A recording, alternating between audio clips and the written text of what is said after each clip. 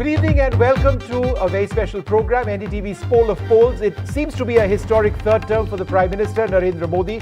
Now that's what exit polls are predicting as the seventh and the last phase of the Lok Sabha election concluded this evening. None though have yet carried the NDA crossing its dream score of 400 out of 543 Lok Sabha seats.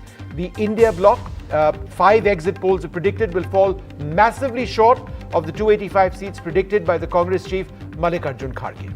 In fact, a word of caution here, Vishnu. These are exit polls and they show trends.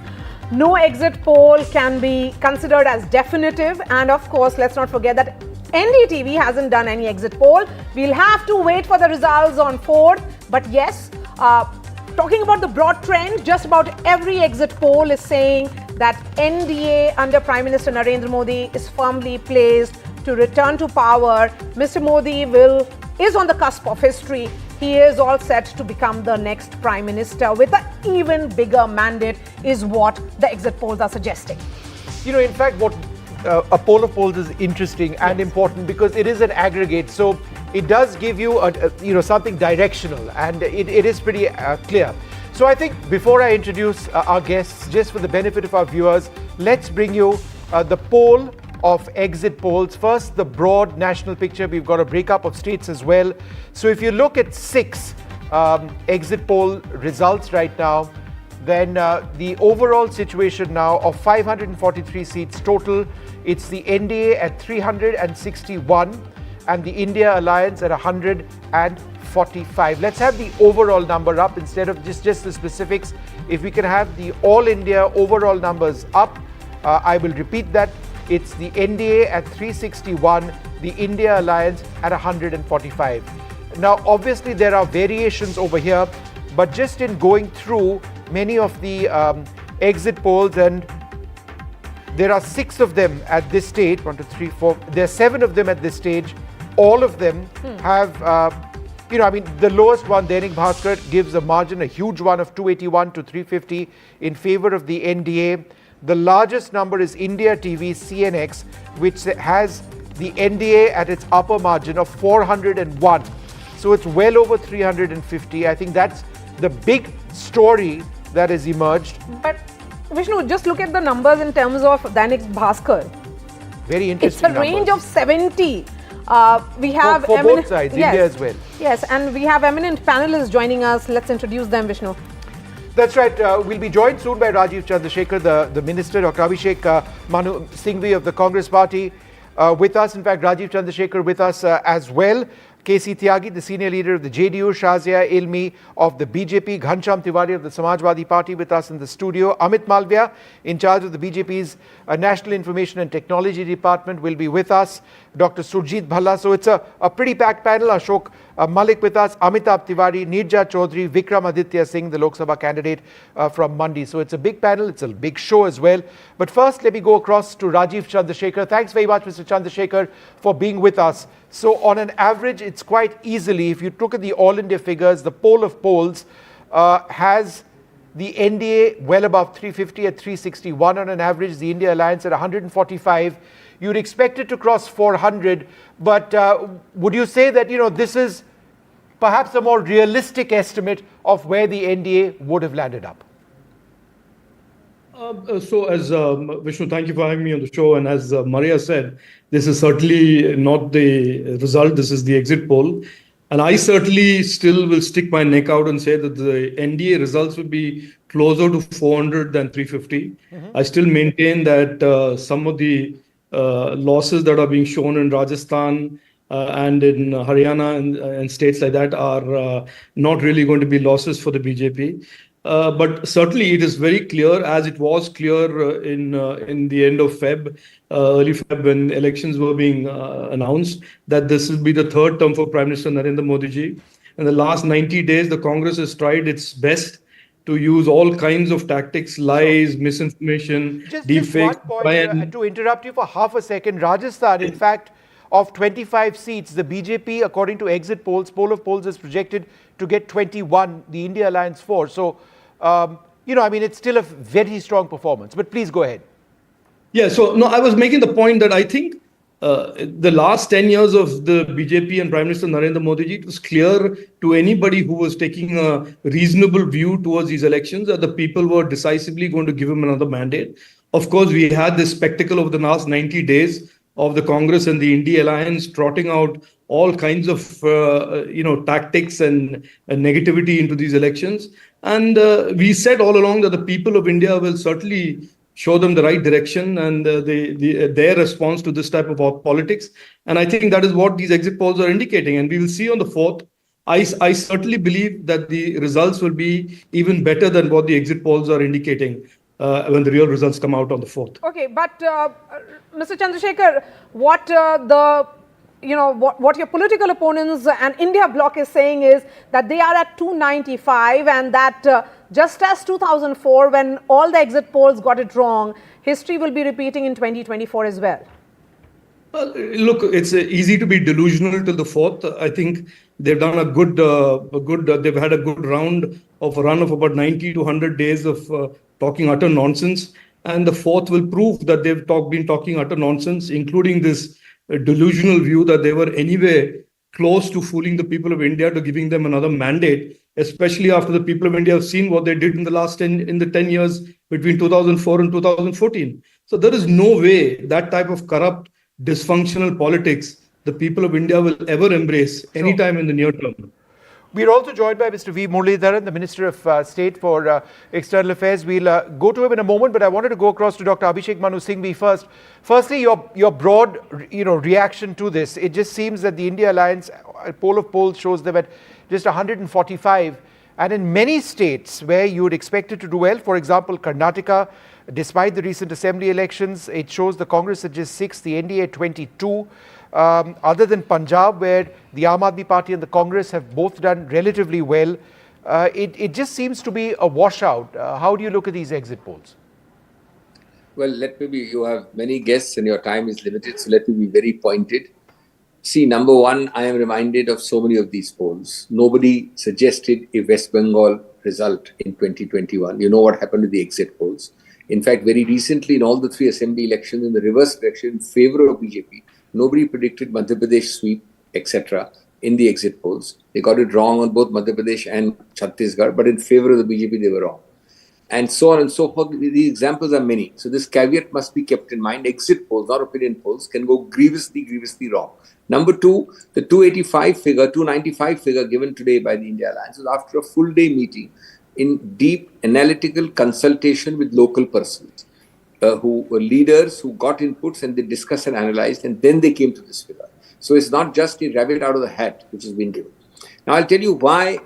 Obviously, the figures you've given in this poll of polls or the average of all these polls is very depressing if true. But that's a very big if. I'll tell you why.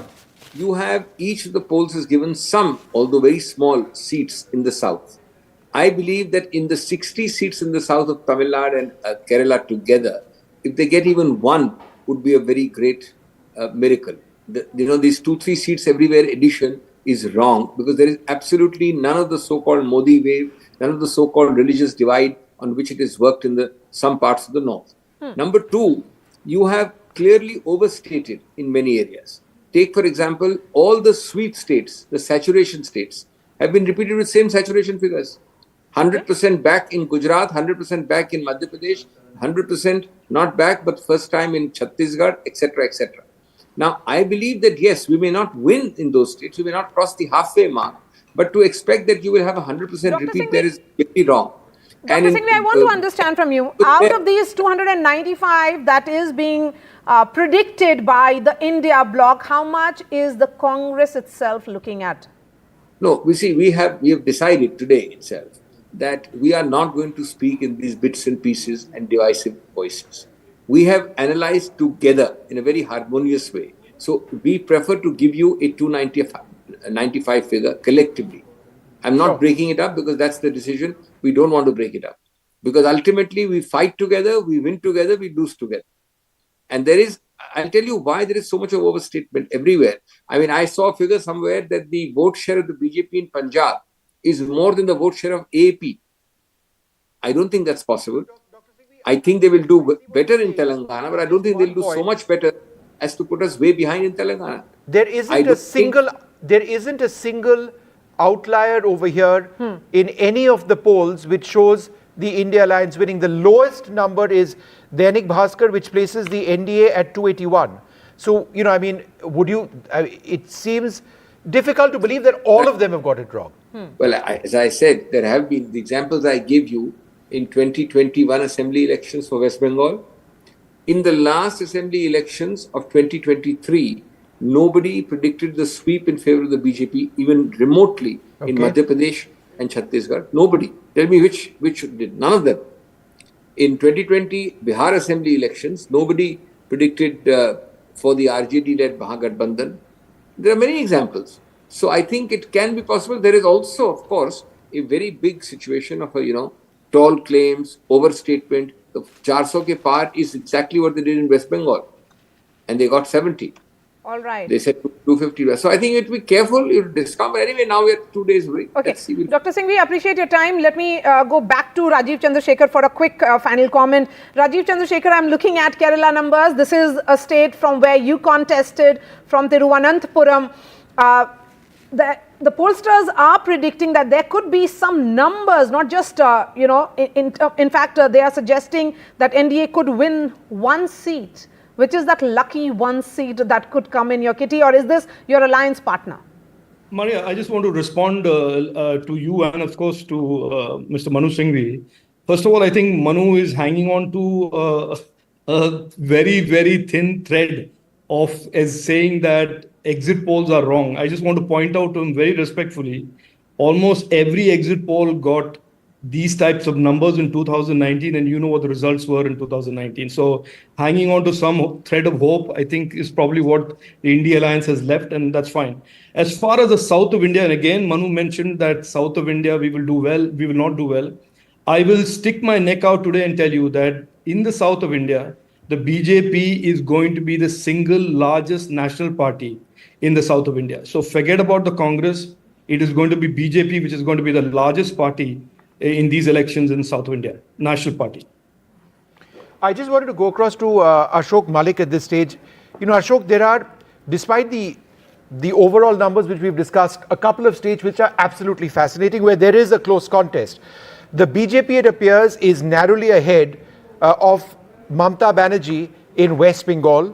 And there is a fight certainly in Punjab as well, where for the second consecutive election, the BJP hasn't done well. But just a caveat here, Ashok, because, most of these pollsters are being careful about the 9 seats that went to polls today. In fact, Axis is not even releasing the Bengal data for a simple reason that because it went to polls today, they would rather wait and look at these 57 seats differently. Please go ahead. Okay. Just a couple of points. Since these are various polls, and let's look at it directionally rather than go down to states. Look at states having as said well. Having said that, if you look at the political trends, electoral trends over the past few weeks, what we've covered, what we've seen reporters telling us, what we've seen in terms of feedback from politicians and these polls, if these numbers are correct, if these numbers are anywhere close to being correct, that means the BJP has consolidated in the east, probably gained in places like Orissa, and it's broken through in the south as well. Okay, whether it's 1-2 seats or 20 is another matter, but it's certainly broken through in the south.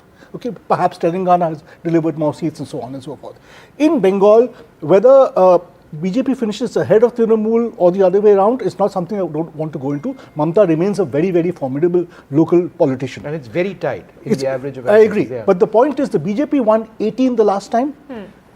I can see it holding about that, at least holding over that much, which means that the BJP has emerged as a sustained its performance in Bengal. It's emerged as a pole. It wasn't just a flash in the pan in 2019. No, not at all. And its performance has been consistently going up, Assembly and Lok Sabha. True. And if you're marginally ahead of Mamta Banerjee, that is huge. As I said, I don't want to go into whether it's marginally ahead or marginally behind, but it's holding on to roughly half the seats. Okay, which means that it's there for the long haul, which means Bengal's politics has changed in a sustained manner. And in the case of Punjab offers something very interesting. 20 years ago in UP, there were 4 parties in contention, the BJP, the BSP, the Congress and SP. And if a candidate won 28% of the vote, he could win the election. Punjab this time is seeing a similar contest. It's seeing 4 parties. So you will have very narrow margins of victory. Sure. You'll have people getting 30% and winning. And it will consolidate 2 elections down the line, perhaps. Manisha, he mentioned Orissa, and Odisha is absolutely fascinating. 21 seats. This projects the BJD at just 5. This was the party which had the largest number of seats in both Lok Sabha and Assembly last time around. The BJP at 15, the India Alliance at 1. So in terms of the vote tally, or the seat tally, I should say, of the NDA, Odisha contributing significantly, and this is the poll of polls. No, I think, again, the seats can be anything on the 4th, but as far as the state of Orissa is concerned, I think an important lesson here, because Naveen Babu is slated to be on the verge of a historic record 7th term, etc., but there's something that does not allow him to impact the national elections. And now one can see that when there's time for change in Orissa, the only alternative present there will be the BJP. And therefore, it is time now for even regional parties to understand that there will be change in states, and when that change is happening, a national party called the BJP is knocking in unexpected geographies. And that is something that, south of the Vindhyas is kosher, you're not going to go here, or you're not going to come to this side. I think those divisions are certainly being whittled down, and the message, even if there were 1 seat in Tamil Nadu and 1 seat in Kerala, the message will be the same, as you can see, is happening in the state of Orissa. What's the possible change when regional parties decline? And the answer will perhaps be the BJP. Yes. So let me bring in Shazia Ilmi of the BJP, and Sujit Bhalla, psephologist, economist, is also joining us. Sujit We Bhalla. have to ask Sujit which hat he is wearing. Today. Economist or pollster or both? Yes, and Sujit, I remember in the conversation you and I had on how India votes, you had predicted a number that was between 320 to 350, and most pollsters are suggesting the upper range. So which number, according to you, in all these poll of polls, and poll of polls of NDTV is also suggesting a number of 361, I would say. What's your estimate? Which is the outlier, or will it go on the upper range? Well, thank you very much for having me. But what I will say, I've done the forecast, and I've been in the forecasting business for quite some time. And if you look at the exit polls, the usual caveat that this is not the real thing, but which is coming on June the 4th. At the risk of making yet another forecast and hoping to be right, these numbers are suggestive of a minimum number for the BJP. Because what happens, there is a wave. As you can see, that all the opposition had stressed narratives as an escape outlet from the reality. So when there's convergence in the exit polls like this, if anything, these are minimum estimates, because as a pollster, you're looking at these numbers and you say, it can't be right. What if I get it wrong? What if I'm 20 points off or 20 seats off than the other guy? So my last forecast is that these numbers will be exceeded.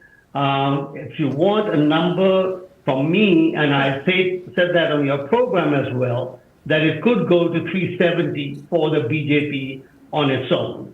And that's where I'm leaning towards. Okay. The second number, 400 par, is very likely to happen for the NDA. So I think this is a historic election. This election shows that basically of all the elections that we have held since 1952, Modi's leadership of the BJP and the NDA will exceed all the records, including likely Rajiv Gandhi's record of 49% votes and the Nehru record of 371 seats. And Dr. But Bhalla, just that's very for the briefly. NDA. Yeah, Sure. that's for the NDA. You have to look at it because this is an alliance, whereas both Rajiv Gandhi and Nehru Yes. fought alone on the Congress. I just wanted to, Dr. Bhalla, a quick comment on, numbers as staggering as this, assuming that, with the usual caveats, we keep saying that it will bring a great deal of cheer to the market, coming just a couple of days after the latest GDP results, which have placed us, quarterly results or GDP, which have placed us at above 8%. So this would bring further cheer to the markets. Absolutely. Look, also what will bring further cheer to the market is what is happening in the US, etc. So, we are living, stock markets are global, and the news from the US is also very positive. But independent of the news from the US, the stock market in India has been in the doldrums lately, or didn't rally as much as could have been expected because of the narrative setting of the opposition that, look, this is a close election, the BJP might lose, etc. So besides a relief rally, there would be, if you will, a reality rally likely to be again on Monday. Okay. If I could add something there, it's not just the stock markets, which are already a bit, some would say, overvalued. It's also the likelihood of a stable government in India, continuity in economic policy and strategy, leading to more investment, particularly in manufacturing, which is looking to diversify from China to numerous countries. India is only one of them. But this really opens up the opportunity for us. Sure. And Amitabh Tiwari, someone who has been watching market very closely, there'll be reasons to cheer, but we did see a lot of skepticism, which led to, in fact, Home Minister, Prime Minister, all of them give some kind of reassuring words during the course of interviews. Yeah, so markets have been nervous, perhaps impacted by the social media chatter. But as Ashokji has said, markets like continuity, and any number above 303 for the BJP is likely to be good news for the markets, and we could see the markets going up on Monday. And of course, they would be adjusting based on the results on June 2. Massive swing going down when that entire conversation started taking place on low voter turnout, right? To this, it's been quite a journey. Yeah, because a 7-phase election is like a roller coaster, right? There are sentiments sometimes in favor of the NDA, sometimes in favor of the UPA. But if you see this interesting 295 number, Pawan Kheraji on the Hindi channel said 115 Congress is getting, which means 180 allies are getting. The allies are contesting themselves only on 215 seats. So he means allies are getting 85% strike rate because the Congress has contested on 328 seats out of these 543. Sure. So 180 out of 215 is what perhaps Congress is expecting the allies to win. Okay. I wanted to go across to Ghanshyam Tiwari. We also have KC Tyagi of the JDU joining us. We do. But just if I could just get a quick comment from Ghanshyam, who's been waiting very patiently. If you take a look at the Uttar Pradesh numbers, while it's again staggeringly in favor of the NDA by these exit polls, 68 of 80, the India Alliance is up to 12. So in a sense, you open your account and are doing better off. But again, it's still considerable. It is a whitewash. It's not significant. Good evening to you, and I want to congratulate everyone who voted and everyone who was involved in the voting process in this grueling heat. As far as the exit polls are concerned, it's a wish list of BJP. As far as what we saw, this is not a sudden outcome. We covered the election from day one to till this date, and we saw that there was no wave. Nobody said that there's a wave for BJP. We saw the Prime Minister, his words went from Hindu-Muslim to all the way to Meet Machli and Mujra.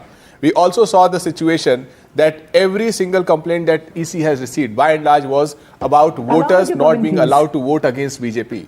So when you are seeing a consistent situation that the Prime Minister's confidence is down, there is no wave, the voting turnout is low, and voters are complaining that they are not able to vote against BJP, and then you see a massive turnout for India Alliance in Uttar Pradesh, in Bihar. I voted today in Bihar, and I can say that around those polling booths, I did not see anyone saying that they want to vote for BJP. So I am saying that clearly that the numbers put out by India Alliance are far more credible than the wishful list of Shazia, will you respond to this? That exit pollsters are all wrong, and the numbers that has been projected by India, and particularly Mr. Kharge, is the right one, is what Ghanshyam is saying. It's very unfortunate. I feel sad when Ghanshyam talks the way he does, in the same old hackneyed manner. You can only be subjective to the extent you want to be, and you can obviously will see only what you want to see, and confirm the confirmation bias as many times as you can But the fact of the matter is that there is a resounding victory.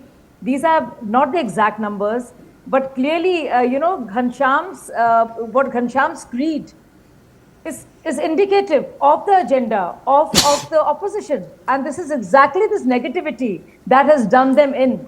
And I wish they could see through this as to how deluded this could be. There is so much more happening on ground zero. There is so much going on. So clearly there is a complete disconnect with the average voter, with what he or she wants and how he. So I see Ghanshyam repeating that, and everybody in the opposition, right from boycotting the exit polls or saying, oh, it's not happening, these are exaggerated.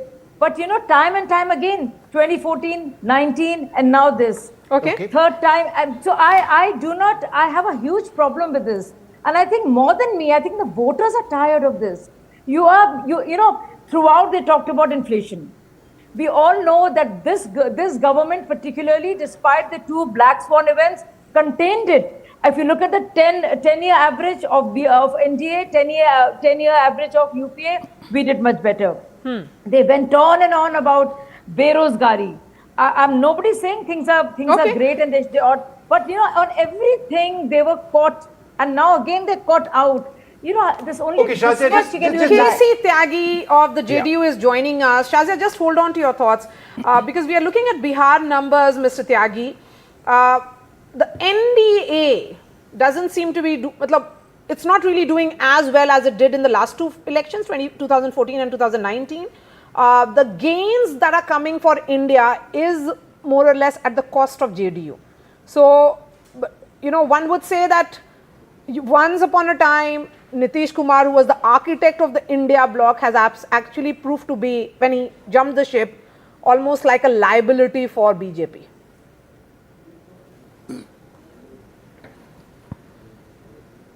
Maria, मैं 2 चीज़ें आपसे सामने कहना चाहता हूँ जी। एक तो मैं इंडियन डेमोक्रेसी को सैल्यूट करना चाहता हूँ। पड़ोसी मुल्क पाकिस्तान है जहाँ आउटगोइंग प्राइम मिनिस्टर जेल में है। दूसरा पड़ोसी मुल्क म्यांमार है, ऑन सोन सू की जो इलेक्टेड प्राइम मिनिस्टर है वो जेल में है। तीसरा मुल्क बांग्लादेश है बाजू में, जहाँ चुनाव हुआ, नेता प्रतिपक्ष जेल में है, सारी पार्टी जेल में है।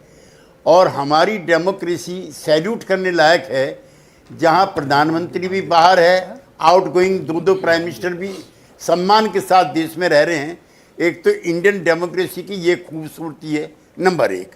नंबर 2, मैं ये भी कहना चाहता हूं आपसे कि अभी इस किसी चैनल पे मेरे एक साथी ने कहा कि 1984 की जो जीत थी राजीव गांधी की, वो इससे बड़ी थी। मैं उस साल लोकसभा का कैंडिडेट था गाजियाबाद से, लोक दल से, which was the biggest party. उस समय श्रीमती गांधी की हत्या होने के बाद सारा सीन बदल गया था।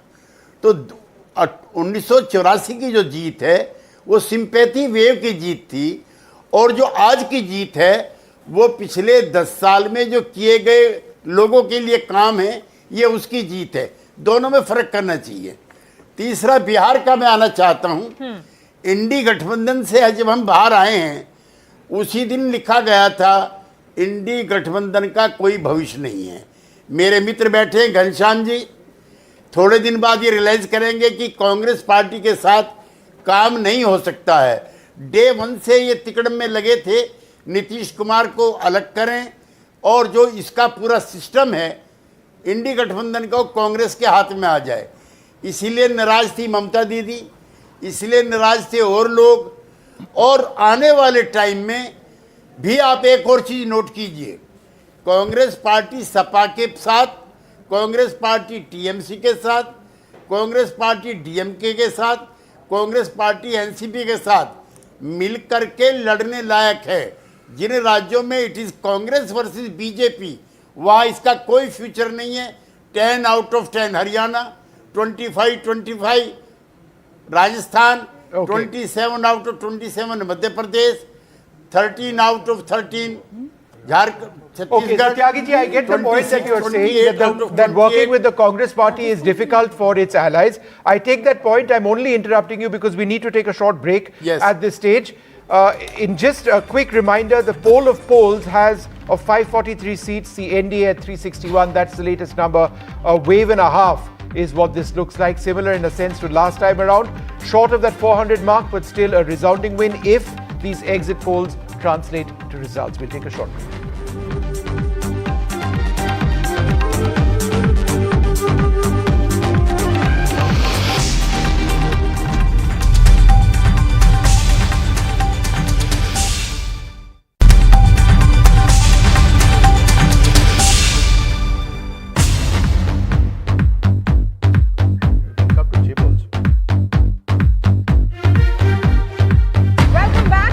It's Vishnu and me and our host of panelists who are joined us, but they have they are contesting, particularly Nija had an opinion, should we go with this average? Average may not be the best way of talking about poll of polls. Nija? Yeah, absolutely. What are your if you have reservations? One exit poll 281 and the other that's says... the only one. That's the outlier. only one. That's yeah, the only I one. know. And that is a lower level of 2. And but there is an average, but I'm saying by and large poll of polls is not so accurate as some of the polls separately. But the interesting thing that is coming across, the trend is very clear.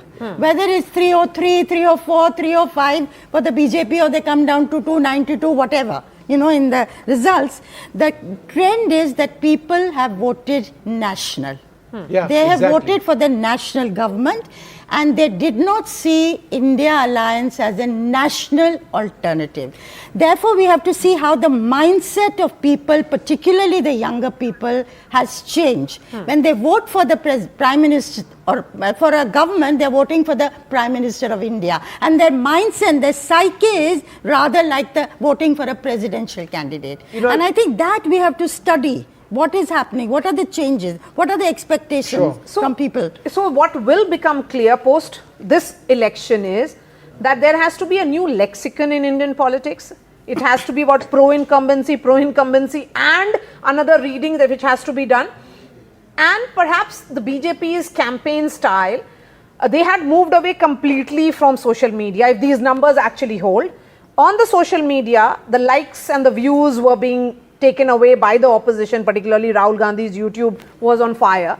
But Maria, the absence of a clear leader on the Indian side, India's side, I think has hurt them. And no matter who it common minimum program. If 37% people are voting in the name of the prime ministerial face in an election, and if you don't declare a PM candidate, you give a free field to a prime minister like Modi, who has been contesting for his third term and is banking on a pro-incumbency. You know what? The other thing, Amitabh, that we need to actually over here as anchors, analysts, journalists talk about.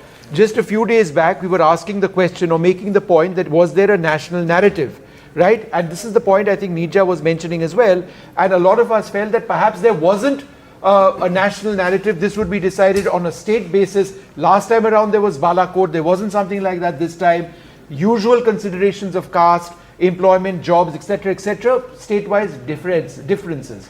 But this result clearly seems to show that that wasn't the case. No, it does show that BJP entered each state, fought with the regional parties, and it won many regional battles. So I think the big lesson of this election is that regional parties can no longer think that A plus B plus C put together can equal a national party and a national leader. Narrative. This time around, the BJP went ahead, fought the battle on the terms that the India Alliance put for them. Let them win in the YouTube and the social media channel. The BJP went ahead and won on their issues, in every their state, regional parties, their YouTube channel. Now nobody can say that Ganjab one Ganjab has a point to make. Let me very briefly disagree with the stalwarts. We are sitting in Delhi. BJP overplayed the Swati Maliwal case because it did not have a national story. The constituency that I spoke about, Karakat, nobody is voting for BJP on the national story. Even in Orissa, BJP had to bank on the failing health of Naveen Patnaik, now not the national story. In Haryana, it was not a national story. In Rajasthan, BJP is losing the seats it is not a national story. So I disagree with all words. Shazia, will you respond to this? Only in Madhya Pradesh and Chhattisgarh, you can say that this is a national story. Otherwise, BJP let him finish half a second, Shazia. I'm saying that the fact that Prime Minister could not build a national story shows that his brand has melted like an ice cream on a hot summer day and it cannot be created back. But with these results, his brand is melted. Shazia, go ahead. Incidentally, Ghanshyam, I'm having ice cream right now as you talk about melting ice cream, and mine is nice icy cold. Okay, you are having ice cream, did you say? That cool, huh? I don't know when you were going to cut to me, and I just wanted to treat myself to ice cream with the good news that is coming all around. So, Ghanshyam, the point I want to make is that you are saying that there is no national story, but you're missing the national story. And that is a huge miss. And I think it's important for you to get cued in, to smell the coffee, to know exactly what's needed. The connect and the national story is development, is good governance, is delivery, is the outreach, and it's a direct connection the Prime Minister has with the voter. It is looking and tick marking every need and aspiration of the poor, of the middle classes, and taking India towards an economic goal, which is Viksit Bharat. And it's just not some promise in a vacuum. Sure. There is actually a track record, actual mission in place, and a vision for the future. And this comes, this is very solid in terms of what we have delivered. So I don't think it's happening in a vacuum. You must at least see what's going wrong with you before you remain deluded. Okay, Shazia, hang on for 1 second, because there's one major state which we've not focused on, and I'll come back to Ashok in a moment. Andhra Pradesh, the YSRC routed just 7. This is the exit of poll of exit polls, of course. 25 seats in Andhra Pradesh, very important state. The NDA, if these exit poll of polls hold, likely to get 18. The India Alliance 0. So if this is the case, it's a sweep completely for the NDA. Would you like to take that on, Ashok? It was on expected lines. It was a battle between the NDA, which has carved together a very good caste alliance of Chandrababu Naidu, the Kamma party, the Kapu party of Pawan Kalyan, and the BJP with Mr. Modi's leadership, against the YSR Congress. The Congress wasn't really in the race. No. So it was expected, it is expected, not was. The results will come in 2 days. It is expected that the NDA will have an advantage there. There's one thing I'd like to point out. Maria spoke about a need for a new lexicon. Nija, my old friend, spoke about a national narrative. You know, just because there's no Balakot or something emotional doesn't mean there's no national narrative.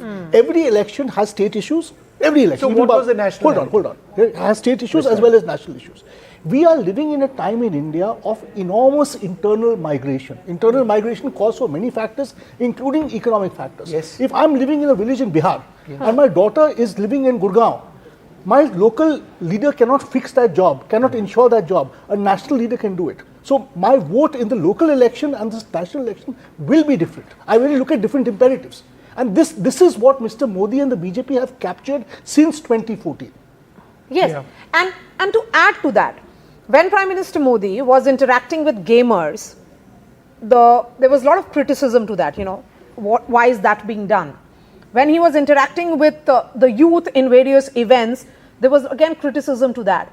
Perhaps the mood of the nation was captured by what the BJP does on a daily basis. And if you look at it, Tamil Samagam, which happened for the last 5 years. There are some iconic moments and events which the BJP has learned to capture, and some other national party will. But they lost the digital narrative. Some other national party may do it. I'm saying that you landed on the digital narrative late. I'm saying 10 years too late. Example was gamers. BJP squarely lost the digital narrative, not a single ad campaign. Breaking news, everybody, in terms of exit polls, so all the riders apply. News 24 and today's Chanakya with a single number have placed the NDA at 400, right? At India at 107, there is no margin over here. Amitabh, that's interesting, isn't it? Today's Chanakya has been one of the major. It is a poll which is an outlier poll. It does not do adjustments, and we'll have to wait and see. In 2014, it was bang on because it was the only channel which gave 340, and the actual number was 332. So it is a agency which banks on outlier and its gut, and we'll have to see on the 4th whether this holds true or not. See, there is a national narrative, and as Manisha ma'am is saying, when BJP became aware that there were regional narratives also which was hurting this national narrative, they entered into alliances with TDP, brought Nitish Kumar back, entered into alliance with RLD. That's how they tried to diffuse got this. it right when? In 2014. 2014 right? they got it right. Bang on. Yeah. You know, I want to 19 also. 400. No other number. 400 and India 107. But, you know, no margin. Someone spoke about the digital narrative being won or lost by somebody. You know, there's an old line from the Spanish Civil War, which was fought between the Republicans and the Nationalists. The Republicans said they won the war, we had the better songs. Right. Yes, so it is the similar point that could be raised by opponents if the numbers hold. I today feel that, let everybody speak. And I think the India Alliance now cannot say. They spoke out. People spoke out. Everybody spoke out. But these are the numbers. Can any other number replace any one of this? So the point is that all kinds of issues have been spoken out. Everybody feels they've had their chance. Great for Indian democracy. And I still feel that Prime Minister Modi went into every trench, or however difficult it was, and then won the battle from each one of those just in half a many second. languages. We've got Amit Malviya who joins us at this stage. Thanks, Mr. Malviya, very much for being with us. I'm looking at Bengal 10 numbers. separate polls, in fact, and in all 10 polls, it's 350 plus, with one of them giving the BJP a single number of 400. Is this beyond your expectations, or do you believe that this the upper level, close to 400, perhaps even 400, is still realistic? Vishnu, this is pretty much in line with what we have been saying since the beginning of the election. Prime Minister had said that we will look to get to 370 on our own, and the NDA would touch 400 mark, and that is what directionally most exit polls seem to be suggesting. So we were quite excited about the result on the 4th of June, because we are quite certain that the mandate is overwhelmingly going to be in favor of Prime Minister Modi, and he'll become the only Prime Minister in independent India's history to come back for a third consecutive mandate with an increased seat tally and vote share. No other Prime Minister in India has ever achieved this, not just in India, but even globally. There is no match for an accomplishment like this. Mr. Malviya, since you're also the in charge of the state of West Bengal, you have been in and out of Bengal, managing your party's affairs. Let me ask a specific question with regards to Bengal. The numbers, of course, are that you are doing better than 2019, but perhaps not as good as the party's own estimate has been, which was around 30. In fact, Axis and a number of other pollsters have been careful. They have not released the Bengal numbers because 9 seats went to polls. What is how are you looking at these numbers? Well, Axis has released their number. I was just on their channel, and they have projected that the BJP will win between 26 and 31 seats in West Bengal, and the number for the TMC is between 11 and 14. But like I said, I would wait for the 4th of June. But I'm not surprised by the fact that the BJP will emerge as the single largest party in West Bengal. And let me give you the reasons for that. Ever since Mamata Banerjee won a third term in 2021, which was followed by horrific post-poll violence, and then a spate of corruption one after the other, lawlessness, and most recently Sandesh Khali, which is a blot on Mamata Banerjee's legacy, and the recent court ruling which struck down minority reservation for the OBCs. There's nothing that has gone in favor of West Bengal. Not just these events in the last 3 years, but if you look at West Bengal, under Mamata Banerjee, the state hasn't seen a single reform. Education is in peril. Perhaps it's the only state where the entire education department today is in jail because of the SSC recruitment scam. More than 51 crore cash was recovered from Mamata Banerjee's close aide and Minister Partha Chatterjee.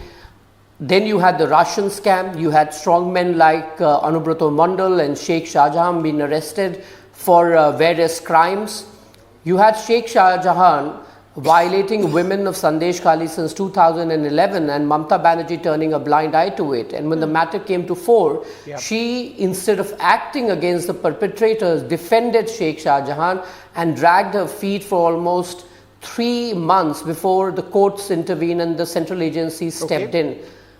The recent ruling which struck the minority reservation in OBC has all gone against Mamata Banerjee. West Bengal is the only state in this entire election which has seen about 960 million voters to have a political murder.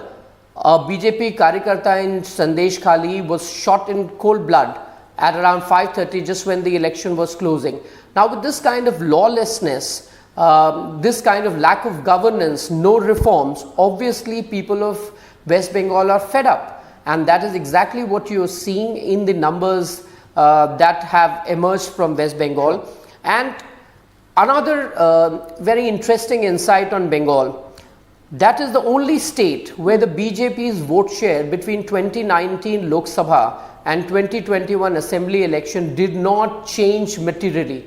It remained at about 40%, and that is quite unique because generally if Prime Minister Modi is on the ticket, there is a big upsurge in the state. But the BJP vote bloc is so consolidated in Bengal and has now obviously grown because the various projections that have come show the BJP's vote share at 46% and Mamata Banerjee's party down to 40% from 43 earlier. So that is a massive shift away from the TMC, and I'm quite certain this momentum will continue in the next assembly election whenever it happens. I just wanted to ask you one final question. As somebody who tracks social media as closely as you do, in the battle of narratives, it appears that the BJP has come out very strongly despite a very strong social media narrative which the BJP was also pitching. Now, it's also wrong to assume that everybody consumes social media. But if I was to ask you, would this be an important factor in people making up their minds in the battle of narratives on social media, how would you respond? Look, one can't deny that social media today is a very powerful medium, but you also have to understand that you can't wake up 3 months before the election and get active on social media. Just like governance, just like running an organization, or for that matter, perpetuating the narrative or the discourse is an ongoing process. Unfortunately, the BJP does not believe in peacetime. We are constantly working, taking to the people our message, the ideological message, the governance stories, and it's a 24/7 thing. If the Prime Minister works as hard as he does, then there's no reason for us in the party to let him down. And so we also work perhaps not as hard as him, but we try and catch up with him. And that's what we've been doing all the last 10 years, and that is what you see really play out. But as you get closer to the election, then your field work, your traditional means, your organization, your social media, everything has to come together. But unfortunately, for the opposition, it seemed that nothing seemed to work for them. They don't have the leadership, they don't have a policy, they don't have a way forward. On the contrary, you have Prime Minister Modi, who has a delivery track record of last 10 years. He has articulated what he intends to do over the next 5 years. He's also articulated a vision for the next 25 years till 2047. Okay. So why would people not vote for a man who has materially changed their life, has given them hope, has ensured development and prosperity? He's uplifted the sentiment of the country as a collective. Today, India is seen as this new rising bloc in the world order. It has a completely new security and a defense paradigm. It is seen as a very lucrative destination.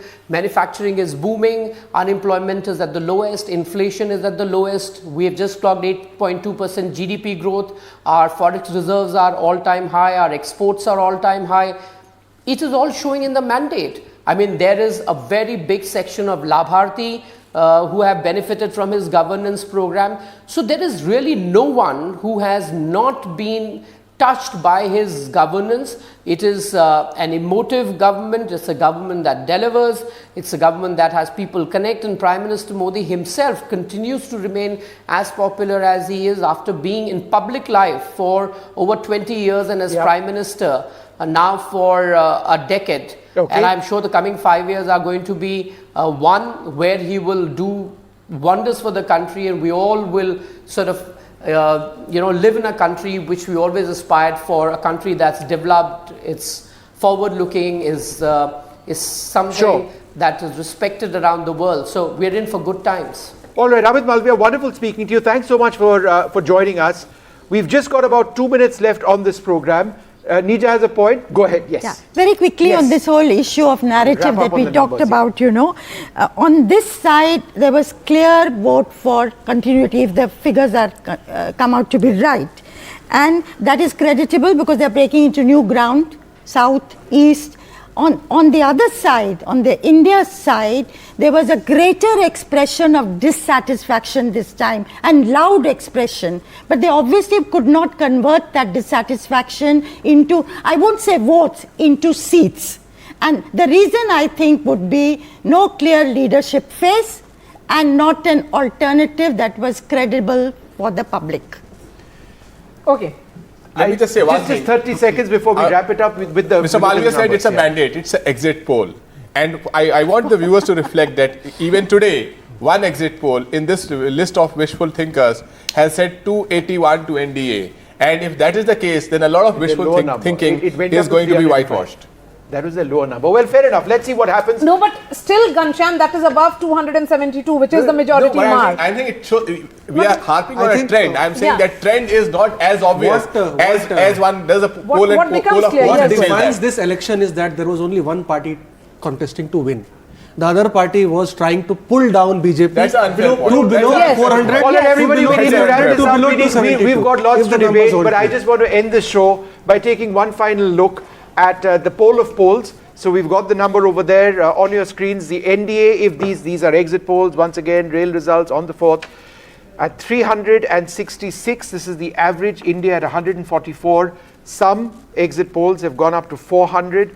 We'll see what finally takes place, but this is a very clear trend. I'd like to thank all of you very much for being with us. Fascinating election and perhaps an equally fascinating result day. Maria? Yes, and Vishnu and I and the entire team of NDTV will be there up and about by 6 a.m. on 4th. But yes, let's not forget that tomorrow there are 2 states where the assembly results are also coming. So our spotlight will be also on those 2 states. Good night. Thank you.